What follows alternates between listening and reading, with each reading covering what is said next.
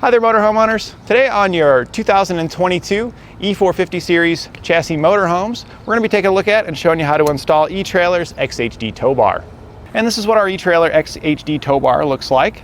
We can see here that it does have a tiltable head with an adjustment on it for drop and rise. And that's kind of the main feature of this tow bar here. A lot of setups will require a drop or rise to even out the distance between your receiver here on your motorhome and your connection point on your base plate. And most tow bars are just straight, so if you have a difference that's greater than 3 inches plus or minus, you would need a high-low adapter to adjust for that.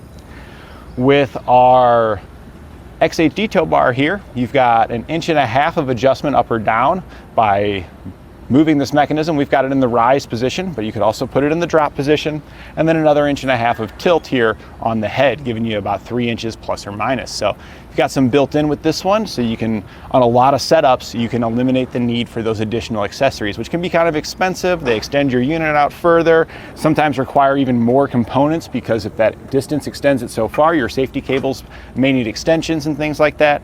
So it's really cool that they've incorporated that in there.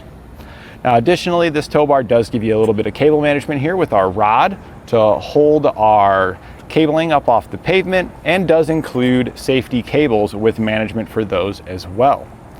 So you do get kind of a lot with this package here. It does have different ends that you can purchase this XHD tow bar with. This is the Blue Ox version that we're showing off here. So it comes with adapter ends for hooking to Blue Ox base plates.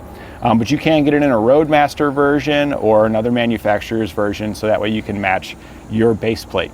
Your tow bar is your connection between your motorhome and your vehicle. This one here has self-aligning locking arms, so as you pull forward, the arms do stretch out, lock into place, and make the vehicle track straight behind you. They have non-binding release levers here. So when you press on the release lever, as the arm is locked out, it makes it kind of difficult to remove the pin in certain situations where if you're not perfectly straight, things like that.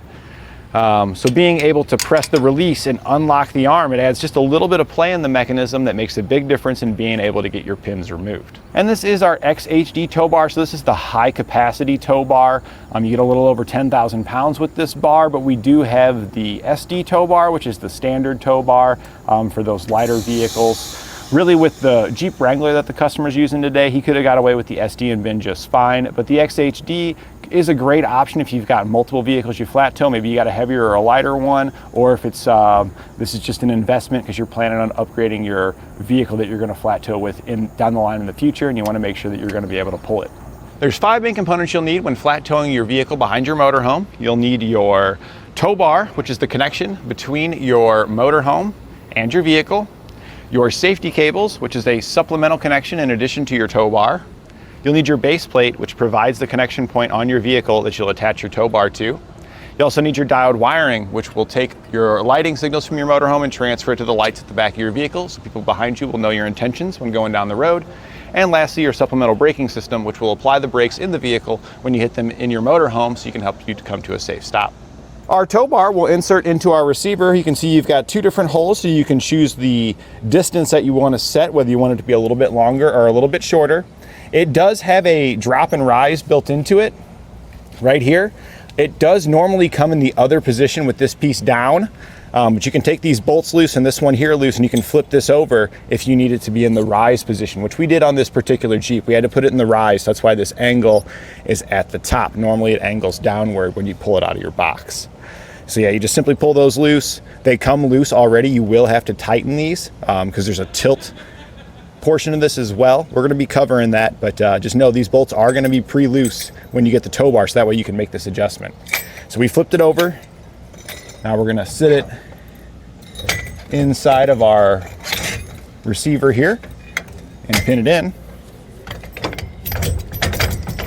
After you've got it slid in, we're going to take the included pin and clip, slide that on through, and clip it into place. When you are ready to hook up, we'll take it out of our storage position by lifting up, and we can rotate it. We're going to rotate it to our base plate over here. The eTrailer arms, you can see, do hold themselves up when you're working with them, so it makes it a little bit easier to work with. We'll then take our pins and make our connection. That'll slide through, and then the pin will go on the opposite side.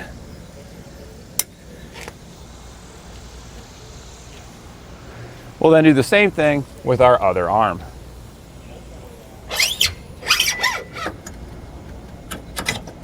So now at this point we can hook up the rest of our flat toe components. So your safety cables, make sure you hook them up on each end. We're crossing the cables here on the motorhome side. So you can see the driver's side arm is here, passenger side arm is there. That'll create a cradle in the event of a disconnect, which will keep our receiver here from digging into the pavement. The other end will hook to our base plate's safety cable attachment point.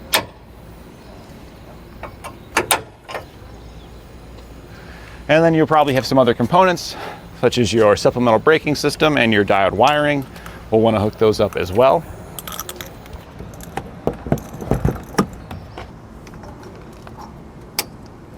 And if you're using a coily cable like this, that's what this arm here is for. So you can go ahead and pull the pin out, slide a few of the links onto your tow bar and pin it back in. And that'll just keep it up off the pavement. You can see it'll still stretch, so it'll still turn with the motorhome in the vehicle as you're driving around. And then lastly, we'll hook up our supplemental braking system. So we'll hook to our breakaway switch here on the vehicle, bring this over to our hitch and connect to our hitch. Now the carabiners are usually too small to connect to your hitch, but you can push the carabiner through the opening and hook it back onto itself. And now that we've got our tow bar hooked up to our vehicle here, we're now gonna go ahead and put our vehicle in flat tow, and we're gonna pull it forward just a little bit with our motorhome, just to pull it straight, get everything straight. What that's gonna do is that's going to align our head here so we can go back and tighten down this hardware.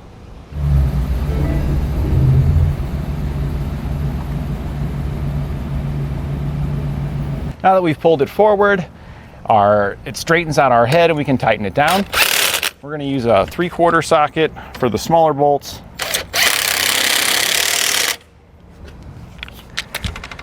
And then for the larger bolt there, we're gonna use a 1 1/16 socket and a 1 1/8 wrench. And then we'll torque our hardware to the specifications outlined in our instructions.